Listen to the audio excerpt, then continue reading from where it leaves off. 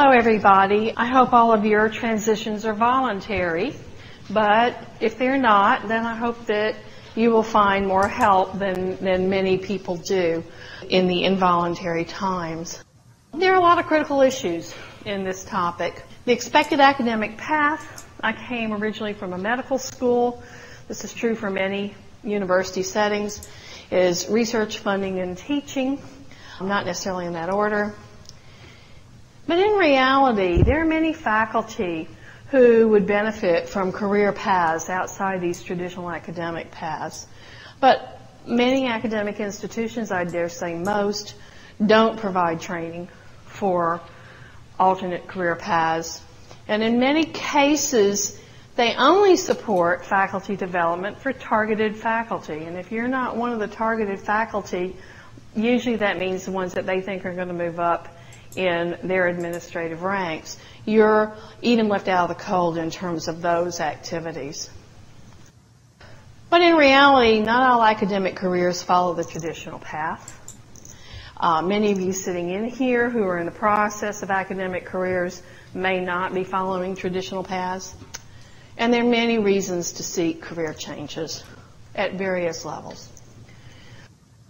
The typical mid-career scientist, and if you're just moving from the postdoc to initial position transition, which it looks to me like many of you are, don't worry about it, because many of these ideals will also pertain to getting your first academic position or your first position outside of academics, depending on the direction that you're interested in going. But if you're a typical mid-career scientist, you have many years' success in the traditional areas: research, teaching, service administration. And that's wonderful. But many people, as they get somewhere in mid-career, and I define mid-career very broadly, anywhere from just before tenure or not tenure to the day that you retire, okay? So, you know, you're mid-career. It's like middle age. Middle age is the day that I get carried out in a box. But some of us just get to the point where we need to grow. We need to expand. Or we may just need to survive. And I really think that some of us, that we should be helping people who are in that position to define directions that will work well for them. So why would people seek new directions? Some of us just need new challenges.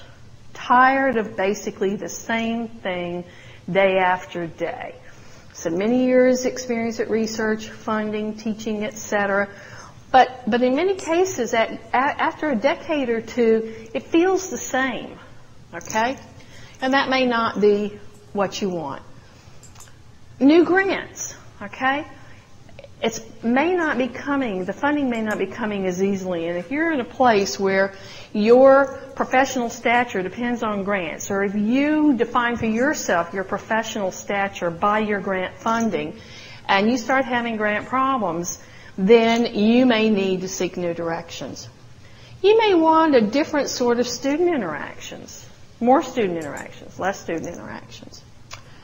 You may want to see a salary increase or a status change. Or you may want a change in reporting structure, and I'll let you consider what that might mean.